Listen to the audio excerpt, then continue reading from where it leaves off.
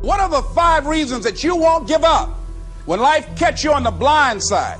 When the messenger of misery visits you, what are you going to do? What will keep you in the game when life knocks you to the canvas?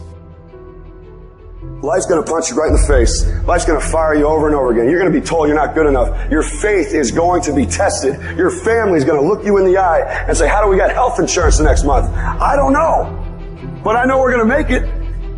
You know who's going to bail you out? You know who's going to come and rescue you? You know who's going to come and save the day? No one. No one's going to come and do it for you. You're going to have to do it all yourself. See, the Buster Douglas that fought in the last fight was not the Buster Douglas that fought Mike Tyson. See, the Buster Douglas that got knocked down while fighting Mike Tyson had gotten out of an alcohol recovery center. His mother had died. His wife was ill with a terminal illness. He was considered a nothing, a bum. So when he got knocked down, Buster Douglas had a reason to get back up because he said, I'm dedicating this fight to the memory of my mama. Life is hard, man. That's what it's about. Life is a challenge. If you don't work as hard as you can, if you don't sacrifice everything, if you don't get rejected and keep coming back for more, if you don't get your loyalty tested and your faith tested, you don't love that thing if you bail out. So if you fought through all that, that's love.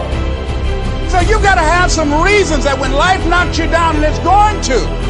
Hello, it's going to knock you down. When people disappoint you, and that's going to happen. When they betray you, and that's going to happen. When they lie to you, and that's going to happen. When they say, oh, you can count on me, and they won't show up, and that's going to happen. When you want to throw in the towel and give up yourself, and that's going to happen. When life collapses on you and catch you on the blind side, what reason can you remember that you can call on, that you can reach on, that can make you get back up? Find that reason.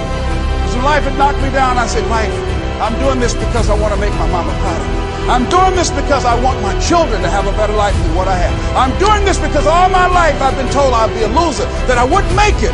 I'm doing this to make them a lie. I believe like Frank Sinatra, he said the best revenge in life is massive success. I'm doing this so I can become massively successful. And with that kind of courage, with that kind of affirmation and reason to empower me, I got a saying that when life knocks you down, try and land on your back, because if you can look up, you can get up.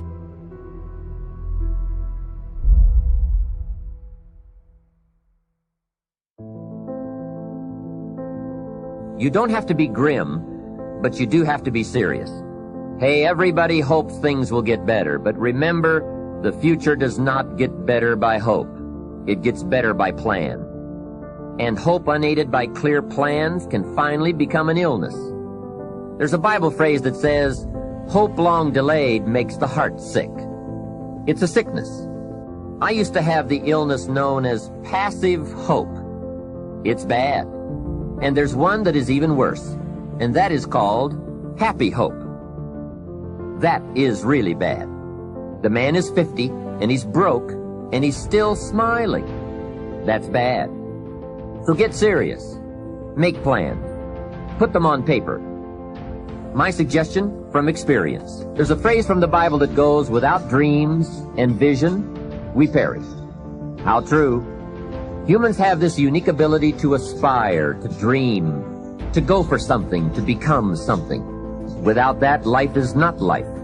We must have dreams and never give up on our dreams. I'd like to share a few ways your use of time are affected by or influence the achievement of your goals. Have you ever thought that without some very clear written goals, you never even need to consider managing your time? Time essentials come from objectives well defined. Time can't be critical if objectives aren't defined. Now you might be one of those uniquely fortunate individuals who can keep all their objectives and purposes clearly defined in their minds and operate from that. But I wouldn't take the chance. Write your goals down and set careful priorities. Sometimes priorities are determined by the season. For a farmer in springtime, the season dictates his most important activities. During the spring, a farmer must work around the clock, burn the midnight oil, and keep the equipment running because he has only this small window of time for the planting of his crops. One of the difficulties of living in an industrialized society is the losing of the sense of seasons. When to pour it on, when to ease back, when to take advantage. It's easy to keep going from 9 to 5, year in and year out, and lose a natural sense of priorities and appropriate time. Don't let one year just blend into the next. Keep an eye on your own seasons, lest you lose track of values and substance. Part of setting priorities is learning to separate major activities from minor activities. This is a whole skill in itself, but once you have learned it, it will pay dividends you won't believe. So learn to put everything on your mental scales to be carefully weighed before you spend time or money. Of your sanity is socially distributed. And what I mean by that is, well, let's say that you know how to behave. You're well socialized. You can play with others. Now, I said already in this conversation, if you didn't learn to play with others between the time you were 2 and 4, you will never learn. And psychologists have beat their heads against the wall trying to rehabilitate antisocial children. They can't do it after the age of 4. Is that because areas of the brain just don't develop? Well, it seems to be partly because the kids fall farther and farther behind. So let's say you make the leap from egocentric dependence on your mother at 2 and 3 to immersion in a peer group. Well, then you pick peers that are at your same developmental level, and you chase each other up the developmental ladder. And the longer you're out of that, the farther you fall behind. And so, kids, 5-year-old kids might come across another 5-year-old kid who tends to cry too much if they don't get their way. And they'll say, we don't want to play with the baby. And what they're saying is, we have to find someone who's at our developmental level, shares our developmental horizon, so that we can mutually scaffold our further development. Now, they're not going to say that, obviously, but that's the situation. And kids test each other out when they first meet. So do adults. Game. Can you play? Are you playing at the same level as me? I'm playing my game at the level that will further my development. Can you play along with me? If not, well, maybe you're lower in status and I can pull you up as a mentor. Maybe you're higher in status and I can learn from you. But if you're a peer, we can play together. Anyways, if you're acceptable to your peers and you behave well, they'll accept you. And then they tell you all the time if you're acting appropriately. If your jokes are funny, if you're dominating the conversation, if you're bringing something of value to the table. And all you have to do is pay attention to the social cues, and you'll keep yourself regulated. And at the end of the day, you're going to get what you focus on. They're both true. This is both the most amazing time that's ever happened, ever in recorded history. And yet real things that are terrifying are also happening. But where you put your energy, where you put your attention, where you put your focus, is going to determine what you see. And that is the most fascinating and the most important thing you have to understand about the way that your mind works. You get what you focus on. If you focus on the things that are bad, they will become real. They will become exaggerated. They will begin to monopolize your thoughts. You'll see them everywhere. It's called the reticular activating system. Your mind is literally designed to pay attention to the things that you notice.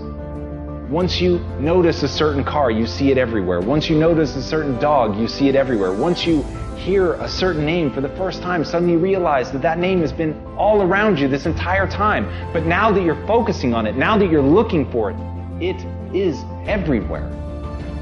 So whatever you look for, it's going to be everywhere. If you look for the negative, it'll be there. But if you look for the positive, it will overwhelm you. When you manage something, you do so to keep it going. Well, you don't need to keep time going. You don't even need to watch it. You can be completely unaware of it. You can go to sleep. Doesn't matter. Time just continually moves. Doesn't need you. It doesn't need me. It just keeps moving. We don't need to do time management because there's nothing to manage. It's automatic. It continually moves. What we need to do is priority management. With the time that is continually slipping away from us, we need to manage our priorities to maximize the time we have. So don't manage your time, maximize your time. How? By doing the things that are the most important to do at that moment. Make every day your masterpiece.